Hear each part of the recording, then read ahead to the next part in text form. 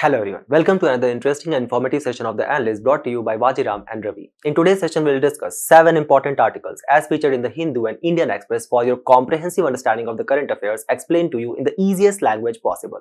The topics are as follows. From the analysis section, which also provide you the much important avenue to practice daily answer writing. In the first topic, we'll try to assess the issues related to the informalization of the workforce and the shortcomings of Shram Shakti Niti 2025. Then, in the second topic, we'll try to assess why the tribunals matters in today's time and what are the issues associated with them. Then from your simplified section, we'll try to take up 5 news. We will not only try to simplify the news for you, but also provide you the much important value addition, keeping in mind the approaching prelims 2026. So, stay tuned. The article highlights the issues related to the informalization of the workforce and the shortcomings of the Shram Shakti Niti 2025. Which is India's draft labor policy to actually provide universal social security net to the workforce of our country and thus forms an integral component of your GS3 paper under the larger theme of industrial policy and the issues related to the development. So the question which shall arise in your mind is it the first step which has been taken by the government of India to actually provide income, pension, maternity provisions, or to actually improve the working condition for the labor or employees in our country? The answer is no. In our country, there stands a long antecedent history of labor reforms on Indian soil, starting from the establishment of the newspaper Bharat Shramjeevi in the year of 1870 by Sasipada Banerjee, where he basically highlighted the grievances which were being faced by the labor who were actually working in the factories which were established by the Britishers. And thus, he also created a working men's club for the reforms and sensitization of the laborers about their rights. Following the same line, Shorabji Shapurji in the year of 1878 actually brought a bill for the better working conditions for the labor in the Bombay Legislative Council. However, it never saw the light of the day. Then there came N.M. Lokhande, who actually established the Deen Bandhu newspaper in the year of 1880, and keep this in mind that this Deen Bandhu also acted as a mouthpiece for the Satya Shodhak Samaj, which was actually established by Jyotiba Phule. Jyotiba Phule, who at that point of time was fighting for the rights of subaltern classes like Malis, Telis, Kunbis, etc., majority of them who were actually working as a labor class in the industries of the Britishers. It was also N.M. Lokhande who in the year of 1884 kind of conveyed the first labor convention, and in the year of 1890 established the Bombay Mills Hand Association. So in the backdrop of the First World War, when the idea of socialism actually started gaining traction thanks to the Russian Revolution which took place in the year of 1917, where the Romanov monarchy was actually dethroned by the likes of Lenin, Stalin, etc., the idea of socialism started spreading and got traction even in our country.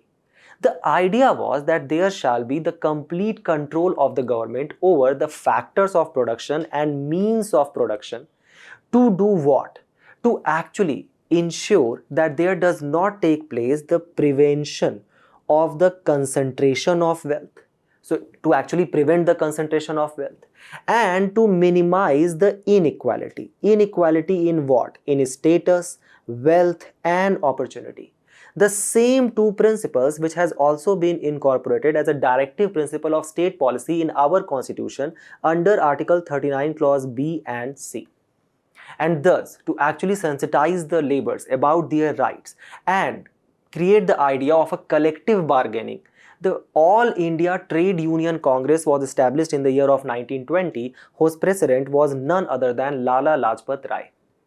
Keep this in mind that the efforts of Sasipada Banerjee, Shorabji Shapurji and N.M. Lokhande actually ended up creating a political pressure on the Britishers. And they responded by enacting 2 acts to actually kind of bring certain reforms for the laborers in our country, and they are termed as Factory Act 1881 and 1891.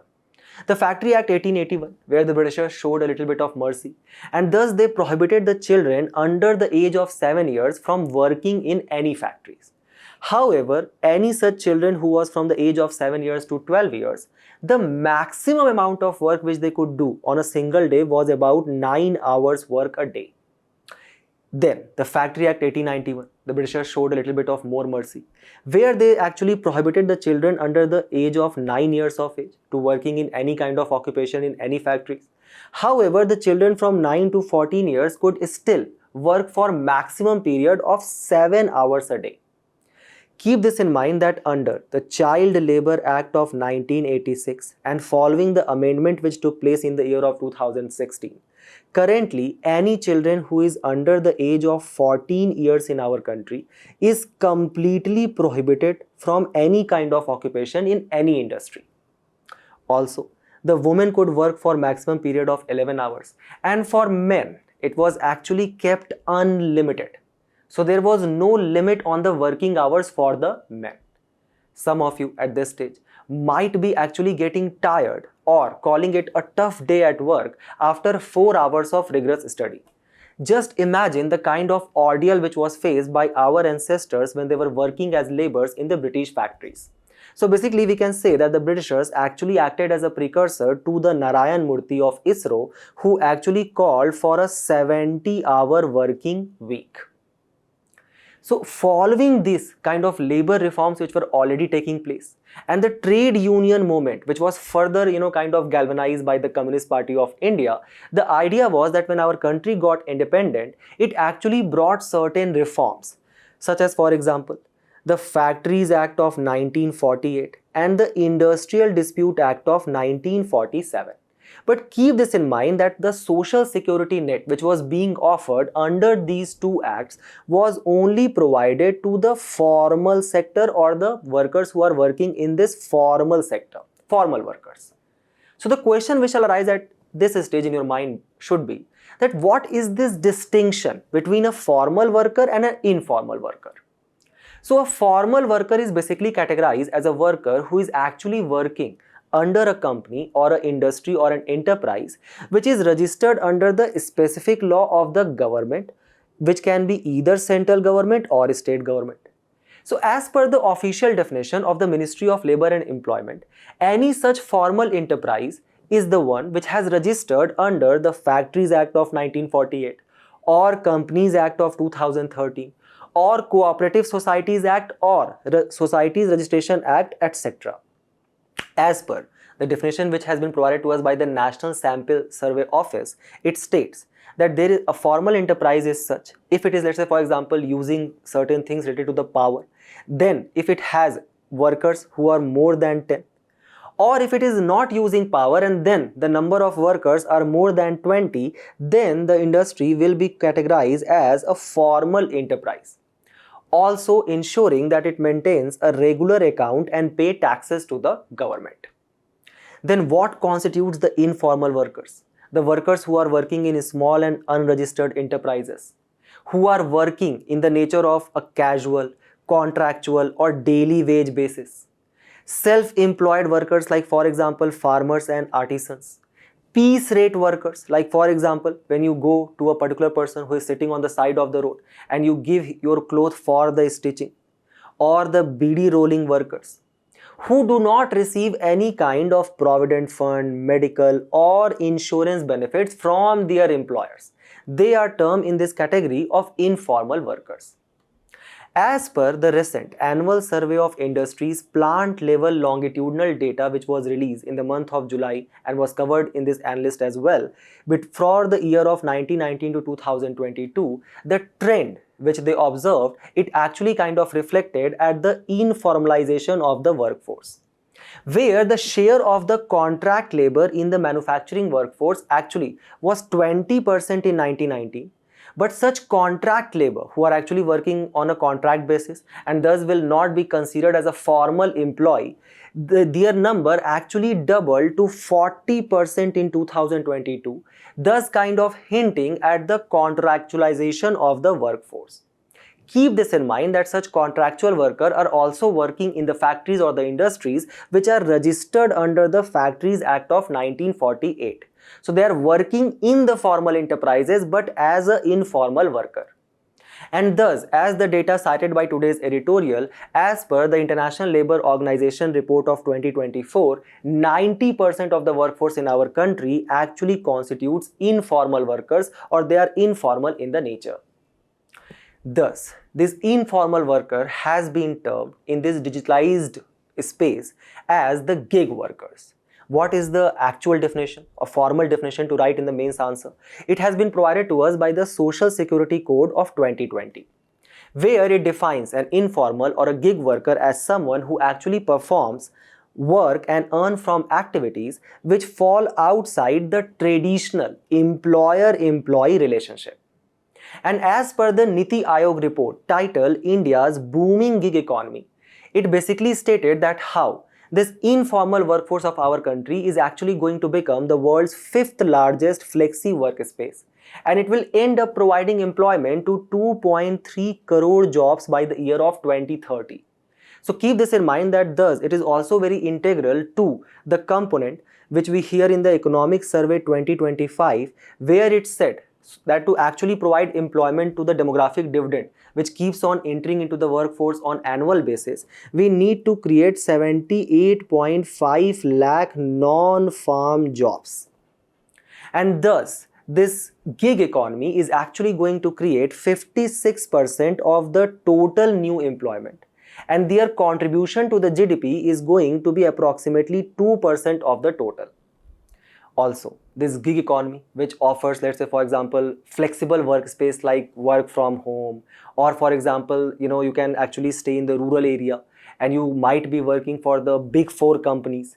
So all of this flexibility is also going to pave way for the women empowerment, as they are going to constitute 28% of the total gig workforce.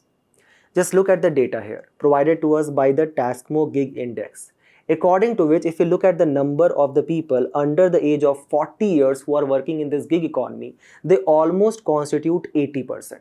So 80% of this gig economy, which is actually falling under the age bracket of 40 years, is young, have lot of potential, have lot of growth prospect. But keep this in mind that they are working in the informal sector where they do not have any social security nets, where they are not getting any kind of provident fund, where let's say for example if they are meeting with any kind of hazard, they are not getting any kind of compensation from the companies. So all of these issues, don't you think, is actually going to dent the demographic dividend, and these are the issues which this informal workforce faces. They are deprived of their rights. And the first and the major issue which they face is the meager income which they get. So for that purpose, just look at the article's heading here. It says that how the average salary of the gig worker is actually lower than the regular urban male worker. The survey shows that the mean salary of a gig worker in our country is approximately 18,600 rupees. And in comparison, for the same work, there is a salaried urban male who is actually earning somewhere between 21,000 to 23,000 rupees. Thus, for the same kind of a work, a gig worker is actually earning 14.4% lower than the regular counterparts. And the major reason for that, so when we basically, let's say for example, take the viewpoint of the companies, the corporates, they say that we are basically hiring certain specialized, skilled worker for a specific task. Thus, they say that we are basically, trying to focus upon the specialization or the specialized workforce.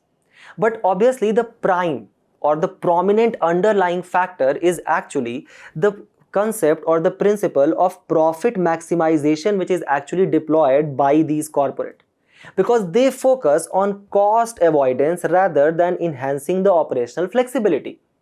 So they are basically trying to reduce down their input cost, and that's why they are basically focusing upon the contractualization of the workforce. Now, what is the issue which arises? So let's say for example, there is a person who is working in Google, and this person is actually working on a contract basis for a specific task. And then there is a person, a friend of his, who is also working in Google only, but this person is a regular salaried employee. So this person who is actually working on the contract basis is actually earning 31% less than this regular salaried employee, and that is the unfavorable wage differential which exists. So following this principle of profit maximization, these companies are basically indulging in the cost avoidance, leading to, because the average daily labor cost to the employer is actually 24% lower for such gig worker than hiring a regular worker. And this issue basically has a detrimental impact on the overall productivity of the economy, and thus kind of also denting the idea of Viksit Bharat, which we are keeping in our mind to achieve by the year of 2047. So what are the detrimental impacts? The first and foremost, that it actually leads to the increasing likelihood of the worker shirking. To understand that, let's imagine that I am a delivery boy. Now obviously when I have joined as a delivery boy, the only skill set which I require is that I can drive a vehicle and I can follow the traffic rules and I'm not blind. But the point is that when I'm actually working, let's say for example as a delivery boy, the idea is that obviously there does not exist any kind of the position of head delivery boy or for example vice president delivery boy. So obviously don't you think that there does not lie any kind of growth prospect which I have in the long term future? And this basically translates into the kind of the cost of diminishing return, where the labor productivity is actually going to decline in the long run, and the reason for that is that there does not lie any kind of incentive for the hard work which I am applying. The second thing is the instability in the workforce due to high labor turnover. So imagine yourself as a Adani company. Acha lag raha hai. The point is that let's say for example if you are going to hire a person and you kind of skill this person in a particular kind of task and job, and you train this person for 2 to 3 years, but don't you think that after 2 to 3 years when this person has actually become more skilled and can perform the task more efficiently, the person is also going to search for higher price discovery, and thus the wage demand for this person is actually going to increase. But in our country there lies a kind of a huge unemployment rate. So there are a lot of people for this small job opening who are actually ready to work even at the lower cost which is actually being sought by this person.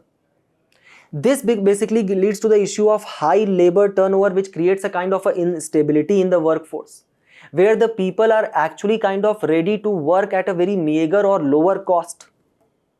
And thus it also discourages the investments from the company in on-the-job training. And thus the real net value added per worker is actually 31% lower in such contract labor intensive enterprises. Then they are not getting, first of all, a kind of a good salary. Then they are basically being hired on the contractual kind of employment, where they do not have any social security net. And that leads to the issue of how they remain completely out of the ambit of any kind of social security cover. So for example, when I was working as a delivery boy, the idea is that let's say for example I am trying really hard to deliver the pizza which you guys have ordered on the time, and that too in the kind of the air pollution which is currently prevailing in the national capital territory.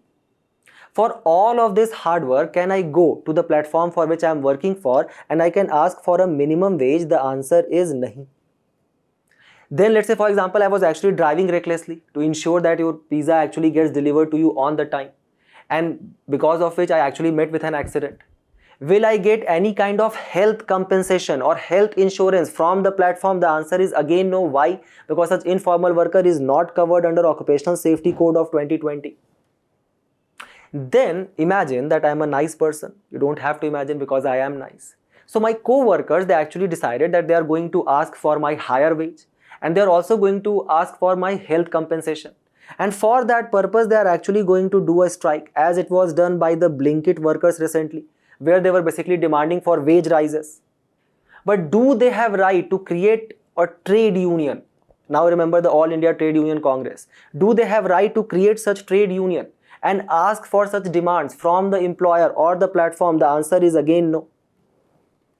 And they do not even have kind of institutional security, like for example the maternity relief which is provided under the Maternity Benefit Act of 1961, because the Social Security Code 2020 itself does not provide for such institutional security or the schemes of the government.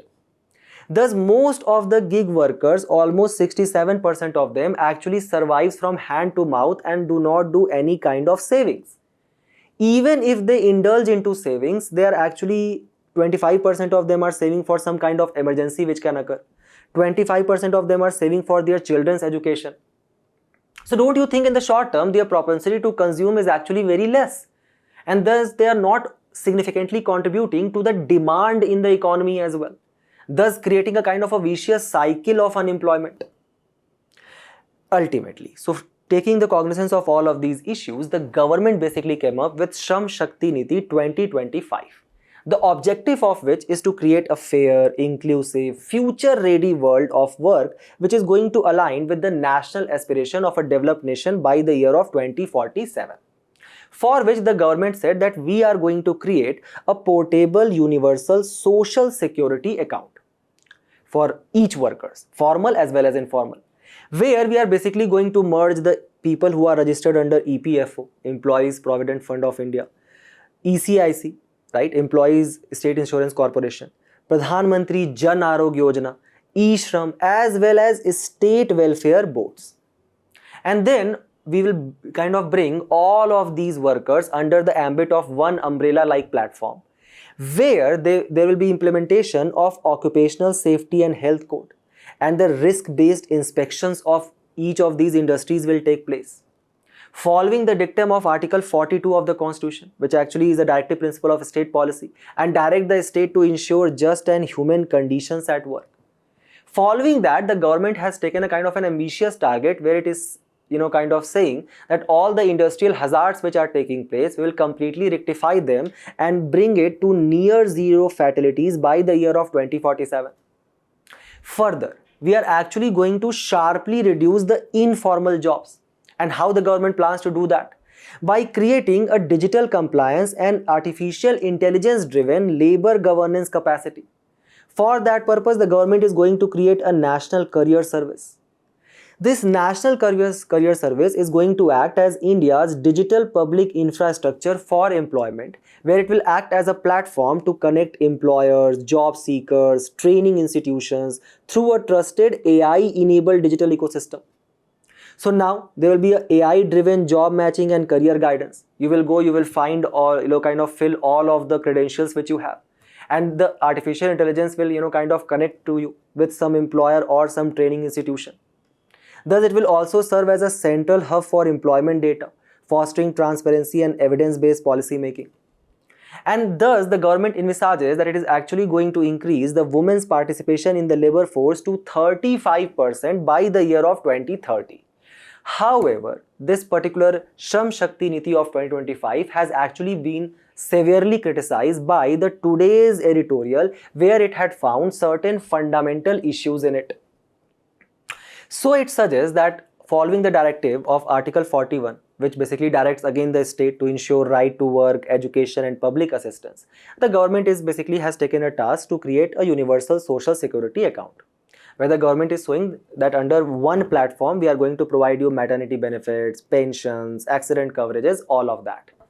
But the editorial highlights that there exists no mandate over the gig employers to actually provide such maternity benefits or pensions. And obviously, as labor is a kind of falls in the list of the concurrent list under the 7th schedule, don't you think it will create enforcement issue over the state governments? Then the government is saying that we are going to create digital IDs. And under this digital ID, we will be able to, kind of envisage a one nation integrated workforce.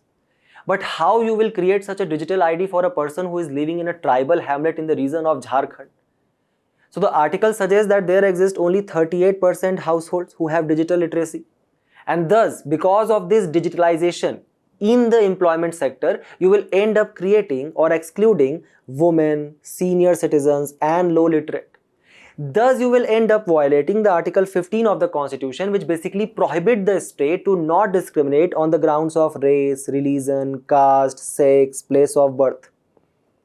Further, you are saying that we will do the risk auditing of the enterprises, and we will ensure in these enterprises that gender sensitive standards are basically kind of implemented.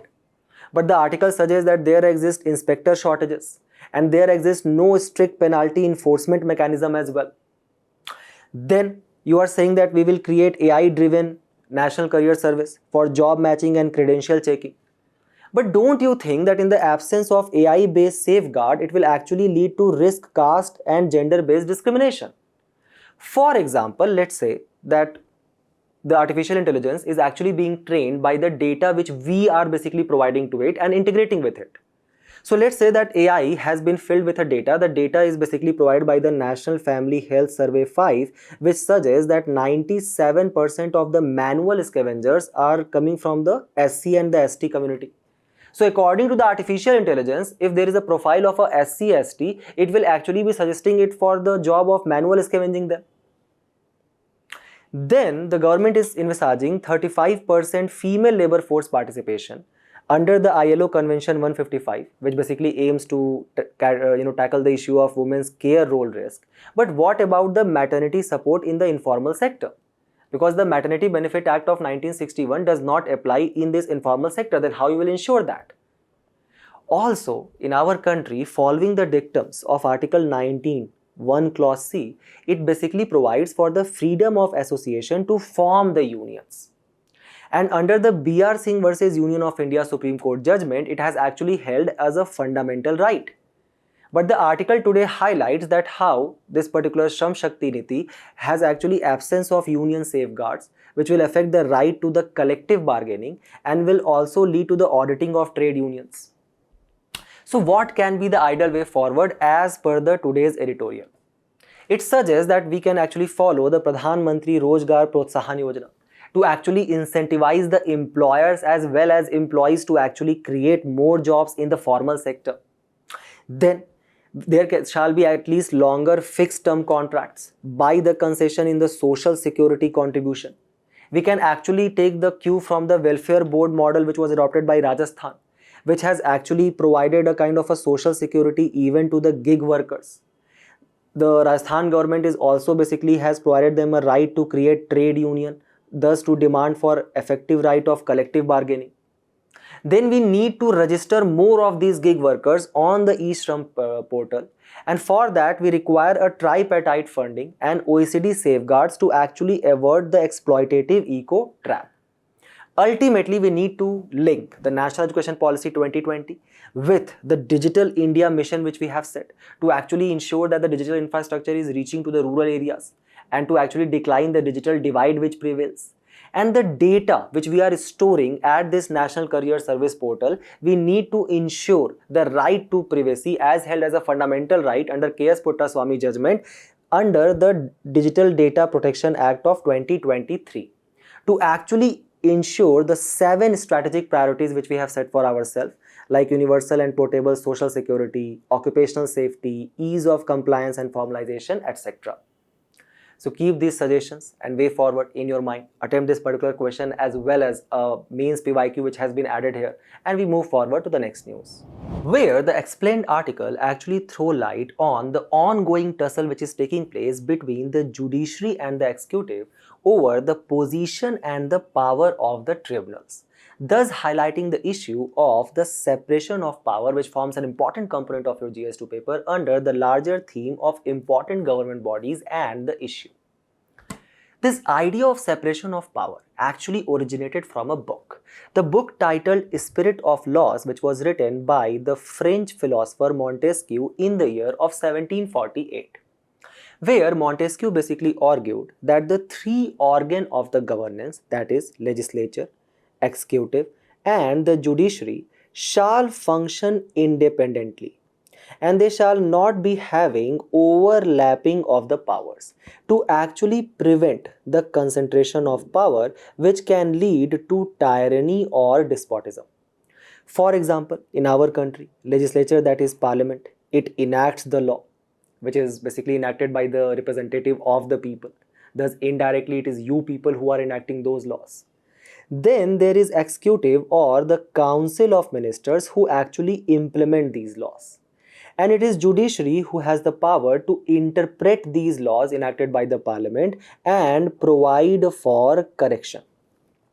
So this concept of separation of power actually started evolving on Indian soil because of the malpractices and corruption which was prevailing in the Diwani Adalats, or the revenue courts which were being headed by the district collector. And these Diwani Adalats, which were basically established by the first Governor General of Bengal, that was Warren Hastings, from the year of 1773 to 1785. So to understand this simply, just imagine yourself as an Indian zamindar who has been unable to pay the rent due to the British government under the sunset clause of permanent settlement system, again introduced in 1793 by the person called as Cornwallis, the second Governor General of Bengal. So because you were unable to pay the due to the state, your land has been confiscated illegally by the district collector. So you decide to take this district collector to the court, and when you go to this revenue court or Diwani Adalat, surprise surprise, this district collector is now sitting there as a judge. Thus the executive had also the power of judiciary at that point of time. So to actually apply the concept of separation of power and prevent the concentration of power which had taken place, the Lord Cornwallis basically brought a code in the year of 1793 where he abolished these Diwani Adalats and created the modern day system of district courts, which are headed by the district judges who at that point of time used to be European. So from there originated this concept, which has also been inculcated in the directive principle of state policy in our constitution under the provisions of Article 50, which basically envisages or direct the state to ensure separation of judiciary from the executive. Now just after this basic understanding of 2 minutes, just try to attempt this prelims 2020 question. Again, coming to the idea of tribunal. So keep this in mind that following this concept of separation of power from the judiciary and the executive, when we are saying that there are certain tribunals which are created by the government, not by the parliament but by the government, and then these tribunals are headed by at certain point of time certain executives, don't you think it violates the idea of separation of power? So keep this in mind that there did not existed or there was no provision in the original constitution for the creation of such tribunals. Such tribunals were actually added into the constitution by the 42nd Constitutional Amendment Act of 1976 under Indira Gandhi government, where it was basically trying for the centralization of power, and thus it added a part 14A and two articles, Article 323A and Article 323B. Article 323A basically empowers the parliament and only the parliament to actually create a tribunal to adjudicate on the issues which are arising from the recruitment and the condition of services such as central government services, state government, local bodies, etc. Article 323B on the other hand empowers both the central as well as the state government to create tribunals, but for specific purposes, like for example for taxation, industrial and labor disputes, land reforms, etc. And currently, the formation of such tribunals is actually guided under the Tribunal Reforms Act of 2021, where a chairperson of such tribunal can be a judge of Supreme Court, Chief Justice or a judge of High Court, or keep this in mind, a distinguished jurist. So this distinguished jurist is a person who has an experience in specific fields like for example law, administration, or for example taxation for at least 25 years. So don't you think appointment of such person can actually lead to an executive heading such quasi-judicial bodies? Second, the judicial members can be the persons who are qualified to be a judge of High Court and they are not in the judiciary right now. Which is a person who can actually be qualified enough to become a judge of High Court? Any person who has hold a kind of a judicial office for 10 years or he has been an advocate for at least 10 years in a High Court. So that person can also be someone who has, kind of a close affinity with the central government at that point of time.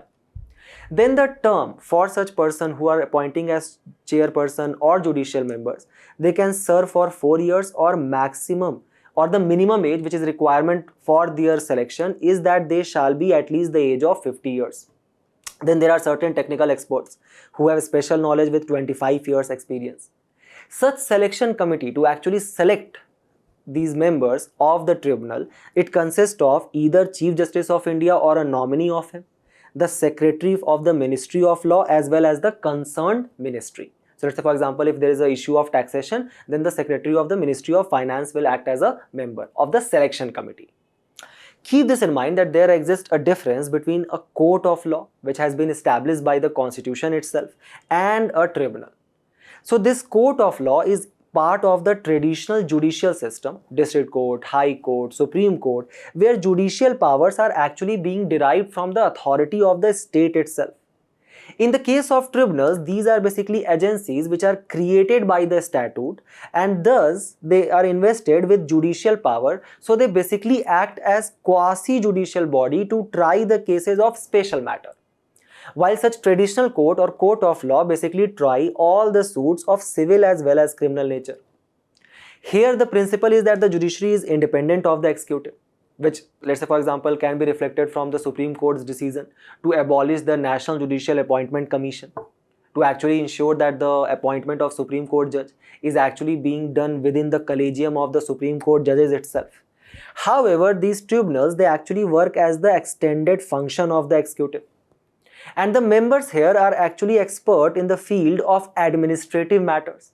And this is the rationale which is actually given by the government of India behind the creation of such tribunals, where it says, and I quote, that basically why we are actually creating these tribunals, because it will bring specialized expertise of such people in the various fields of taxation, company law, environment, etc., where the judges might actually kind of fall behind such expert. For example, let's say that there is a district judge. In this district judge, he basically upheld the protesters who are protesting, and they have kind of blocked the highway which connects that district to the other district. Why this district judge basically upheld the right of these people? Because he has read polity. He has read, let's say for example, the yellow book of Vajiram, where he has read about Article 19 of the Constitution, which provides for freedom of speech and expression. So again, they are not doing anything wrong. And because he has upheld it, he's kind of celebrated among the public, and he goes to sleep with peace. 2 or 3 days down the line, he actually wakes up with a kind of a lot of noise in the front of his house, where the protesters who had blocked the highway has now shifted the protest in the front of his house. Why? Because of this blockade of highway, what happened that there were certain, let's say for example, horticulture crops like tomato, onion, potato, etc., whose prices have shot up because this district was import dependent for this horticulture crop. So a kind of a hyperinflation has taken place in the district. So in this particular case, what happened that the public disorder has kind of further engraved by the action of the district court judge, because he was focusing on a specific aspect, and that was of polity, and he completely ignored the financial or the economic aspect. That's where such expertise actually plays a pivotal role. It also leads to the reduction of the litigation costs, less fees, affidavits, etc.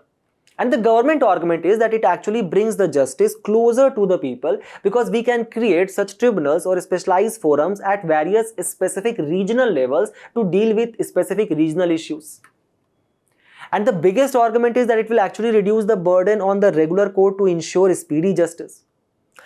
This is the data which was actually published in the Hindu, taken from the National Judicial Data Grid, and it was published in the month of June. So we have the latest data from the month of March 2025, according to which the number of pending cases across the courts in crore, it is 3.5 CR in district and subordinate courts, and 1.1 civil cases are pending there, and 0.4 or approximately 40 lakh civil cases are pending in High Court. Look at the percentage of the vacant post of judges across the court. 3% in Supreme Court, 33% in High Court, 20% in the district and subordinate courts. Just look at the number of the cases or the time taken to resolve the dispose of cases across court. The time taken more than 5 years. For civil cases, it is 12% in Supreme Court, 17% in High Court, and 20% in subordinate courts. And in the case when we are talking about such alternative dispute resolution mechanism on which the government is focusing quite a lot, and thus UPSC is asking questions on this particular topics every single year, just look at the pre-litigation cases which has been solved in the National Lok Adalat.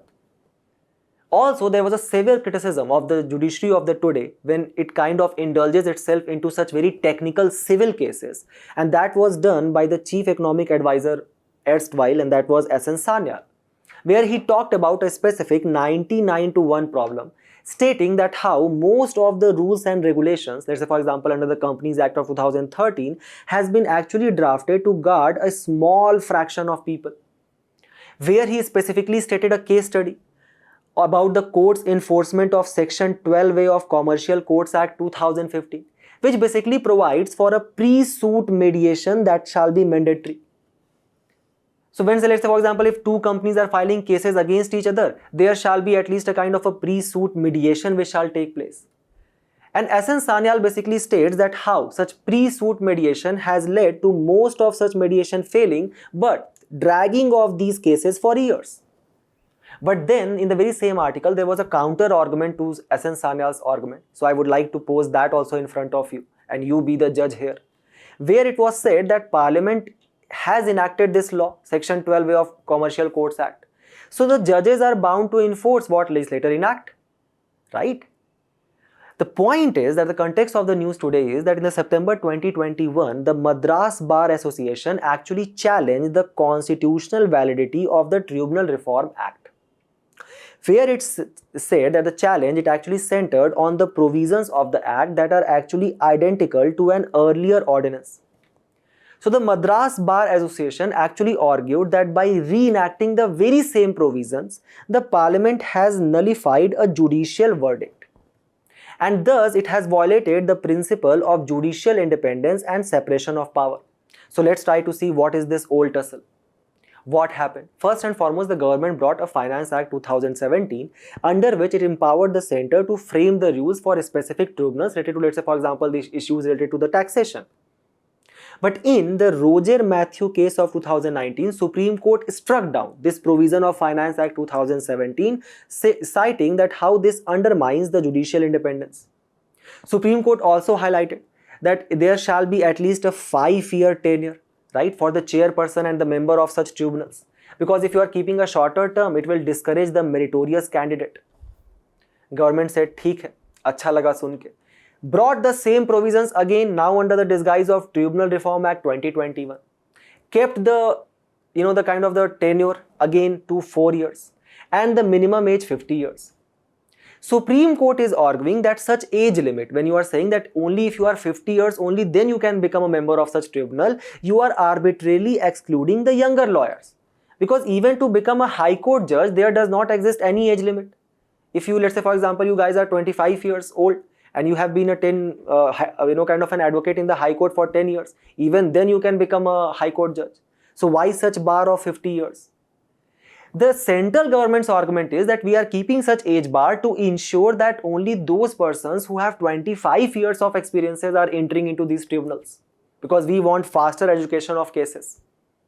So on your left, we have kept the Supreme Court's criticism of such tribunals, and on your right, we have kept certain suggestions by a government-appointed committee so that the reforms which can be taken. Supreme Court in the Union of India versus R. Gandhi 2010 held that how on such tribunals there exists excessive control by these executives in the field of appointment, service conditions, administration supervisions, etc. And thus it violates the directive principle of state policy, Article 50. In Madras Bar Association case 2020, the Supreme Court held that when the selection committee shall suggest to the centre that we want to appoint this person as the chairperson of this tribunal, the centre must appoint within 3 months, and this has been written in the Act itself. Even after that, the number of vacancies which has been highlighted in the today's explained article, just look at them. 24 vacancies in the National Company Law Tribunal against the sanction strength of 32. Armed Forces Tribunal, 34 is the sanction strength, 24 vacancies lies even there. So even after the suggestions of the selection committee against the provisions of the Act, the central government is not appointing the members. In LC Kumar versus Union of India 1997, the Supreme Court held that there's the exclusion of the jurisdiction of High Court over important cases actually ends up weakening the judicial review power given to Article 2026 and held as a part of basic structure under Keshwanand Bharti case of 1973. And then ultimately in the Roger Matthew case 2019, the Supreme Court held that creation of such multiple tribunals on the very same issue leads to the overlapping jurisdiction and lack of uniformity in the judgment. So, there was a committee which was appointed by the central government called as BN Sri Krishna Committee. It said that such tribunals shall be created or controlled by a creation of a statutory body, and the name of that was National Tribunal Commission. That will now see the appointments which will be take place. And in this appointment, this tribunal will ensure that there is equal number of representative from executive as well as judiciary in the selection committee. It also suggested for fixing the tenure to 5 years and ensuring a kind of parity in pays, perks and retirement benefits as par with the High Court judge. So that will basically kind of attract more talent. And ultimately, there shall be a dedicated tribunal complexes with digital case management system for further digitalization of such cases of hearing.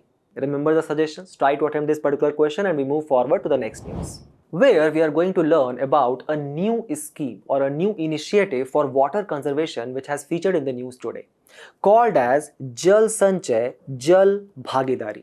Why it is in the news? Because the Union Jal Shakti Minister announced the first ever Jal Sanchay Jan Bhagidari Awards, and thus Telangana has emerged as the top performer among the states and UTs in the construction of water conservation structure. Keep this in mind that the awards will be conferred by none other than our Honorable President. So Telangana, which has emerged at the top by constructing 5.2 lakh water conservation structures. The structures which include rooftop rainwater harvesting, rejuvenation of lakes, ponds, step wells, etc. And in this pursuit of water conservation, it has been followed by the second and the third ranked state, which is Chhattisgarh and Rajasthan respectively. So, this Jal Sanchay and Jan Bhagidari initiative was launched last year on 6th of September 2024, where the state is divided into 5 zones, considering the categories of kind of the areas where we actually need to focus, or specifically the drought prone areas. And there such drought prone districts are required to create a minimum of 10,000 artificial recharge and storage structures, like for example for rooftop rainwater harvesting. The question which shall arise in your mind is that why there is such immediate need for competitive federalism. A basic data which you guys can remember is that India is home to 18% of the global population. As per the United Nations World Population Report of 2024, we have become the world's most populous country. But we only have 4% of the global water resources. And thus, India's per capita water availability, which is currently around 1,100 meter cube per person, is actually above the international threshold for water scarcity, which is 1,000 meter cube per person. So we can also take the cue from the Composite Water Management Index published by Niti Aayog, which actually showcases the issue of water scarcity which is prevailing in our country, where according to the data by a government body says that more than 600 million people actually faces high to extreme water stress. More than 25% households do not have drinking water on the premises, and 70% of water is actually contaminated. And this is going to have a huge economic impact on the target which we have set for ourselves for 2047, where as per the index, 21 mega cities like Bangalore, Chennai, Delhi, Mumbai, all of them are going to actually run out of the groundwater by this year itself. Also, don't you think that as the water availability will decline, we will actually have less water availability for the irrigation as well? Almost 46% of our farmers currently are dependent on the monsoon for the irrigation, but that also implies that 54% of them actually extract the water either from underground or actually uses piped waters. So don't you think that our crop productivity over a period of time is actually going to decline, and thus it will end up compromising our food security and thus the targets which we have set for ourselves under the National Food Security Act of 2013. Thus significantly impacting our Sustainable Development Goal 6 targets, as well as further deteriorating our ranking in the Human Development Index, where we again rank like abysmally low at 130th. Also, don't you think that as most of the water bodies in our country are kind of interstate water bodies, and thus it will further create the tussle for the preservation of the water for their own people, and thus the whole politicization of the issue will start. So that is also going to be a major challenge, and that is also going to dent the spirit of collaborative federalism. Then there are further issues which already prevails in the water management in our country. For example, as per the Water Risk Atlas of World Research Institute, by the year of 2050, India is actually going to face an acute water crisis, where almost 25% of our population in the year of 2050 will actually be living in the extremely water stress area. And that is going to create further issues of public disorder. And this issue is actually aggravated or exacerbated by the inefficient water management policies which exist in our country. For example, if the government keeps on procuring water-intensive crops like wheat and rice under the minimum support price, don't you think the government is basically disincentivizing the farmers to actually adopt for crop diversification and grow climate resilient crops like millets? Further, the discharge of untreated sewage and industrial waste into these water bodies has led to the issue of pollution and contamination. So as per the data given to us by Central Pollution Control Board, it actually identified 371 polluted river stretches where the ecological flow of water had been completely disrupted among the 279 rivers which exist in our country. This is going to be further become a challenge. Again, why? Because these rivers are interstate water bodies. So they will take place past the blame game, because of which state the responsibility of which state lies actually, because of which the river has become polluted. So Yamuna is polluted because of Haryana or Delhi government. Thank God it is not Tamil Nadu government. The idea is that further the issue of climate change and extreme weather events and the lack of infrastructure, like for example canal irrigation, the canals which are connected with the small dams, and thus they are able to pass the excessive flow of water to the infiltration to the very in the depth of the rural area, it is going to become a major challenge. And this is further going to be the problem in the urbanized areas as well, where there exists inadequate data monitoring. So for example, we do not know exactly in which cities what is the level of underground water. And thus such headings are repeatedly coming into the news: running out of water and understanding the scarcity's aftermath, how 2/3 of the world population is experiencing severe water scarcity, how India's growing water crisis is further going to lead to rural-urban water disputes. So what are the steps which has been taken by the government of India? First and foremost, it created a kind of a water preservation strategy under the National Water Policy of 2012. Following which we launched Atal Bhujal Yojana, which is basically a central sector scheme, and 50% of funding is actually coming from World Bank, where we are basically trying to rejuvenate the underground water with community participation. Then there is a centrally sponsored scheme, Jal Jeevan Mission, launched in the year of 2019 under the Ministry of Jal Shakti, where the target is to actually provide 55 liter per day per person tapped water. Then we are actually trying to rejuvenate the Ganga and its tributaries. The task for all of you today is to actually name down the tributaries of the Ganga river without looking it on the internet obviously, and to rejuvenate the tributaries of the Ganga as well, and to further promote the micro irrigation systems under the Krishi Sinchai Yojana. And to actually quote in your answer, you guys can actually use a case study of Ralegan Siddhi village in Maharashtra, a village which actually used to be semi-arid and drought-prone village in the Marathwada region. But they actually started adopting various kind of water conservation practices. For example, check dams, percolation tanks and contour burns to actually stop the excessive flow of rainwater, preserve that rainwater. For that purpose, they also started creating afforestation, which actually increased the capacity of soil to actually hold on the water, as well as gully plugging. Gully plugging is basically, let's say for example, if there is a natural slope which exists and it is obvious that the rainwater will have a kind of a natural flow, thus they start creating gully plugging here, and then a kind of a small shoots and the pipes are taken, and that basically provides to water to the nearby agricultural fields. Further, they also adopted crop diversification practices, where the villagers decided to not use water intensive crop and actually introduced micro irrigation practices. So keep this case study of Ralegan Siddhi in your mind, and we move forward to the next news. where we'll have a quick overlook and try to understand the Indian National Army. Why? Because a controversial remark actually has come in the newspaper, where it says that how there is a new book which has been published titled The Forgotten Indian Prisoners of the World War II, which claims that Netaji Subhash Chandra Bose did not establish the Indian National Army. It was initially set up by the Japanese Army intelligence and the Indian nationalists outside India to fight a common enemy who were the Britishers. Netaji only took over the INA only later and brought it wider recognition as a force against Britain. So what is the substance of truth against this kind of allegation? The answer is indeed yes.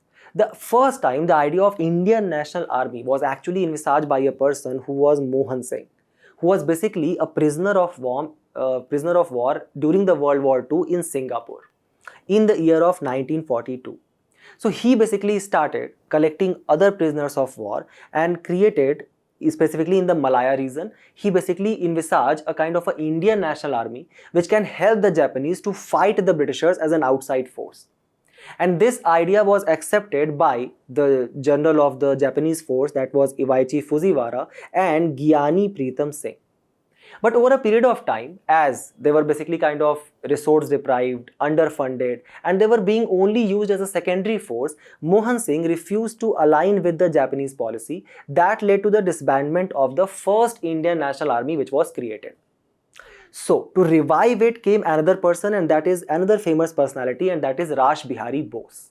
Raj Bihari Bose, who was involved with Prafulla Chaki to actually throw the bomb on Hardinge, right, in the Delhi-Lahore conspiracy of 1912. Raj Bihari Bose, who also played a prominent role in the creation of the Ghadar party and involved in the Ghadar conspiracy of 1950.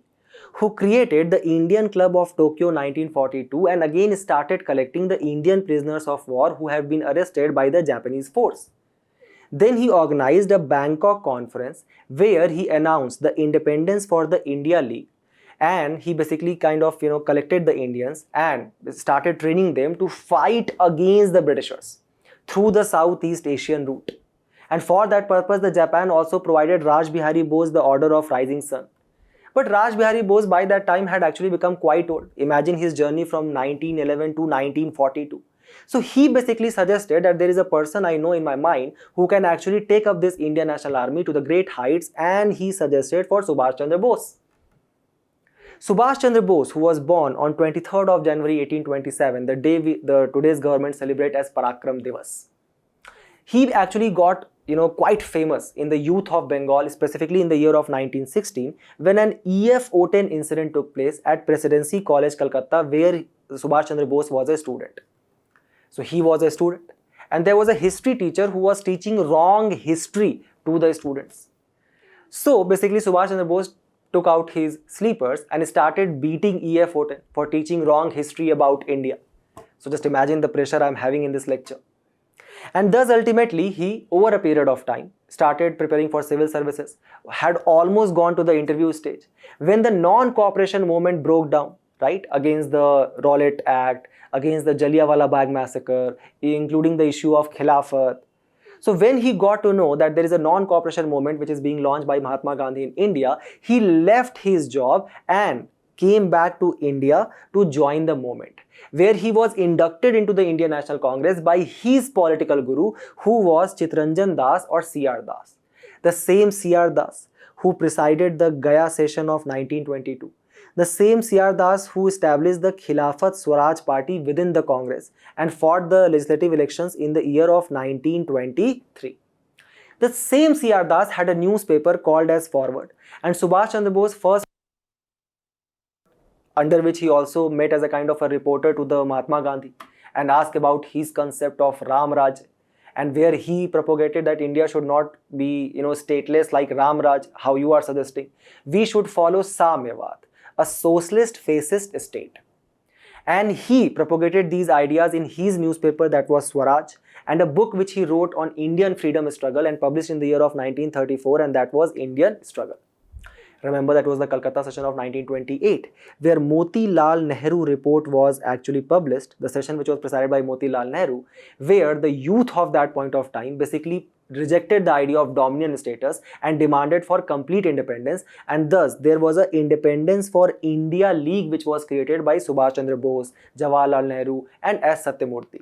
My question to all of you is, who was the first president of Independence for India League? Then he also acted as the president of Haripura session of 1938, where he created a national planning committee on the models of socialist state of Russia, and the chairman of that was none other than Jawaharlal Nehru. Just try to solve this prelims question. I think it will appear easy to you now. Moving ahead, after Tripuri session, when he was basically Subhash Chandra Bose resigned from his presidentship because of the the differences which he was having with Mahatma Gandhi at that point of time. And when the Germany attacked Poland, leading to the start of the World War II on the 3rd of September 1939, Subhash Chandra Bose basically called for a mass civil disobedience movement. And thus he basically called for the removal of the Holwell Monument, which basically acted as a symbol of the black hole tragedy which had occurred in the year of 1757, leading to his house arrest, from where he actually escaped and went to Germany to seek Hitler's support to attack British India from outside. It was in Germany, keep this in mind, where Subhash Chandra Bose established Azad Hind Radio, Free India Center, gave the call of Jai Hind. It was here in Germany where for the first time he was referred as Netaji by the prisoner of wars in the region of Dresden, and it was here where he established the Free India Legion.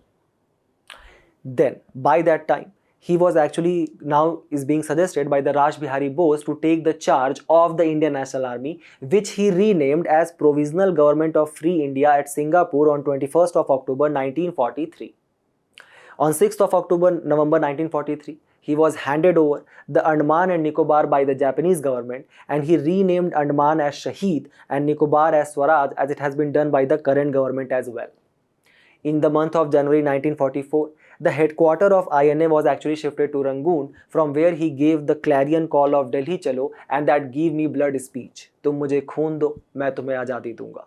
Ultimately, on April 1944, it was Colonel Malik of INA who hosted the flag at the Moirang, Manipur.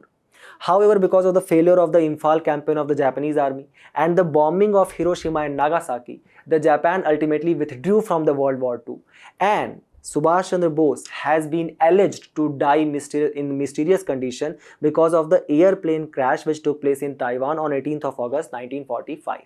So this was a brief history of INA. Keep all of these facts in your mind and we move forward to the next news, where we are going to learn some very important facts, the facts which has been published in the Emission Gap Report of 2025 published by the UN World Environment Programme. According to it, just look at this particular table.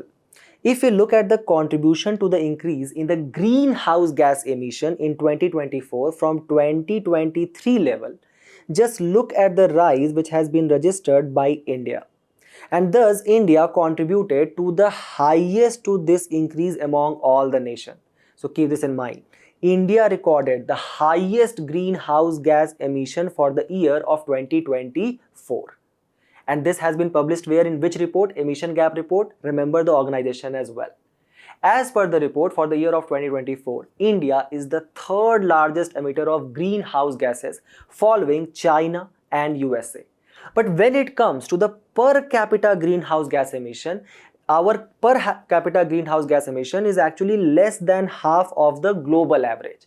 So that shows that our carbon intensity per output of GDP is actually very less in comparison to the developed nation, and that also reflects on the impetus which we are putting on the renewable energy sector. So when it comes to the per capita greenhouse gas emission, the largest emitter now changes to Russia, followed by USA, China and European Union. In 2024, all of these countries cumulatively basically emitted 57,700 metric ton of carbon dioxide. So when we talk from the world's perspective, the fossil fuel based carbon dioxide emission coming from coal, natural gas, oil actually accounts for more than 2/3 or 69% of the greenhouse gas emission. The single largest source of fossil carbon dioxide is actually the power generation sector, followed by industrial combustion, transportation and fuel production. Methane emission, which is coming from agriculture, livestock, waste management, actually is the second largest contributor basically accounting for 16% of the greenhouse gas emission. In our country, 37% emission comes from energy sector, followed by agriculture and waste management. Which are these greenhouse gases which we are basically taking into the consideration? There are important 7 which you should remember. So these are carbon dioxide, methane, nitrous oxide, hydrofluorocarbon, perfluorocarbon, sulfur hexafluoroside and nitrogen trifluoride. Keep this particular thing in your mind that when we talk about the 6 largest emitter and their per capita CO2 emission, just look at the changes which has been registered. Here in our country, we have actually registered a rise of 2.7%. However, other countries, if you will see, they are basically declining. For USA, it is 0.9. Then let's say, for example, for China, it is only 0.7%. So to actually tackle with this issue of increasing CO2 emission, our government has set an ambitious target to actually reduce down the greenhouse gas emission, where we are saying that by the year of 2030, 50% of our total energy installed capacity, or almost 500 gigawatt of installed capacity, will actually come from non-fossil fuel based renewable energy. And further, we are actually going to reduce our carbon dioxide emission per unit of GDP from the 2005 level to almost 45% reduction will do by the year of 2030.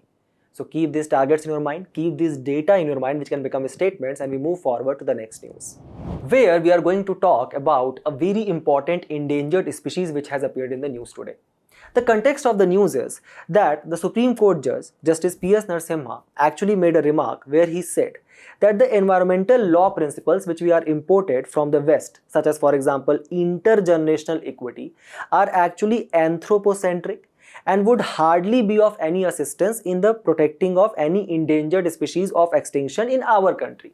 For example, in the case of Great Indian Bustard or Lesser Florican. So the 2 endangered species has been in the news. We are going to cover them in utmost detail.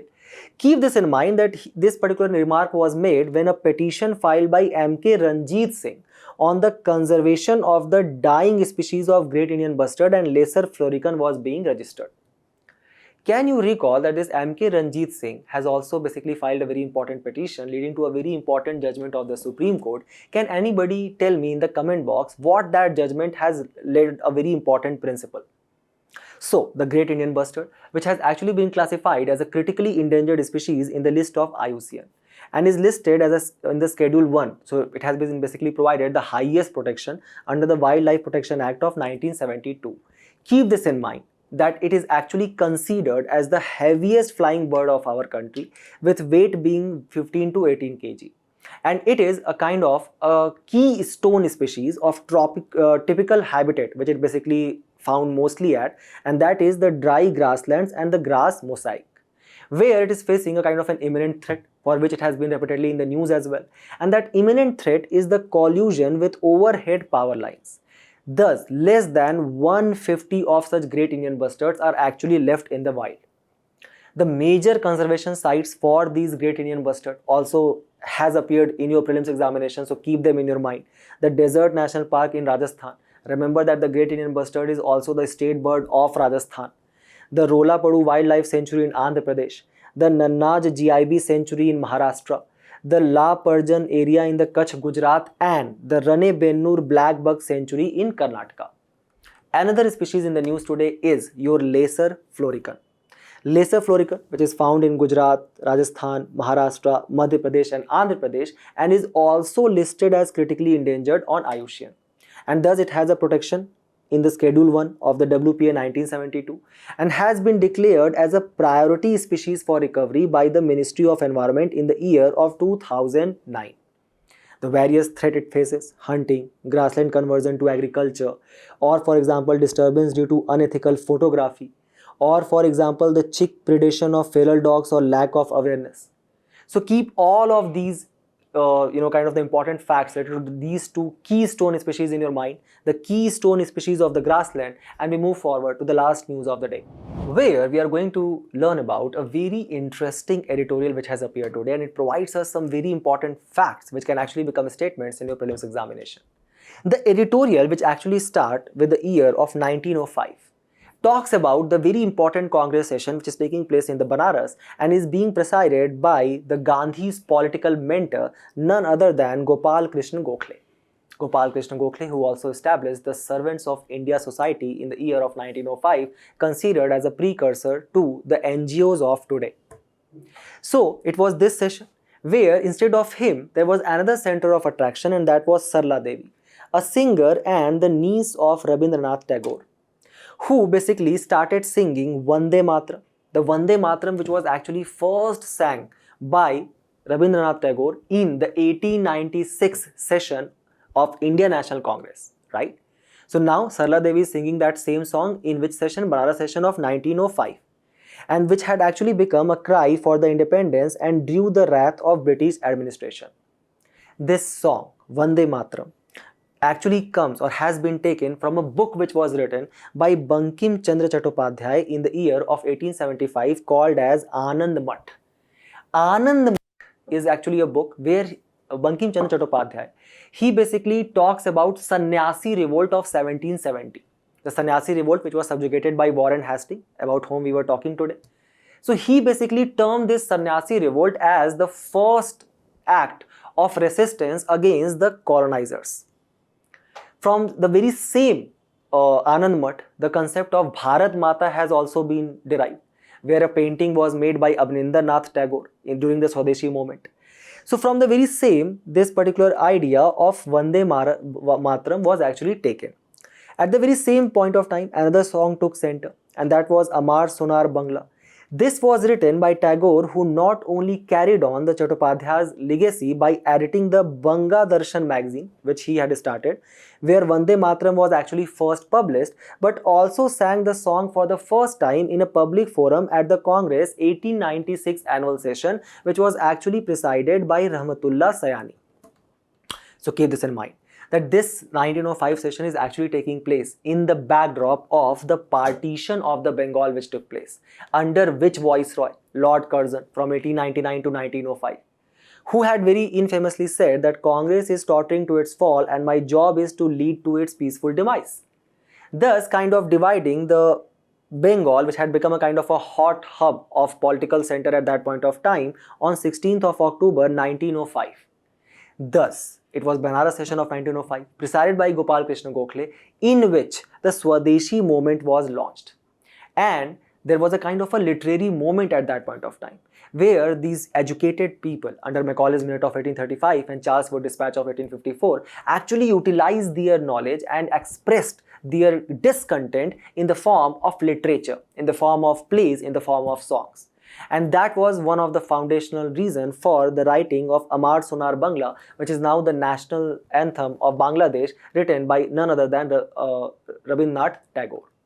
So yes, the Swadeshi of 1905 to 1907 was indeed a literary moment, such as for example Bengali by Surendra Banerjee, Hitbadi by K.K. Mitra, Sanjeevani by P.C. Ray, Amar Sonar Bangla by none other than Gurudev or Rabindranath Tagore, Swadesh Geetam by Subramaniam Bharati, and Thakur Mar Jhuli by D.M. Mazumdar.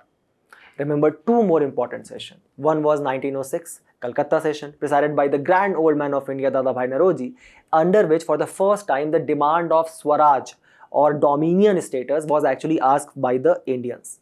And then the Surat session of 1907, presided by Raj Bihari Ghosh this time, not Bose, which ultimately led to the Surat split between the moderates and the extremists, and thus our politics became dysfunctional till the Lucknow session of 1916.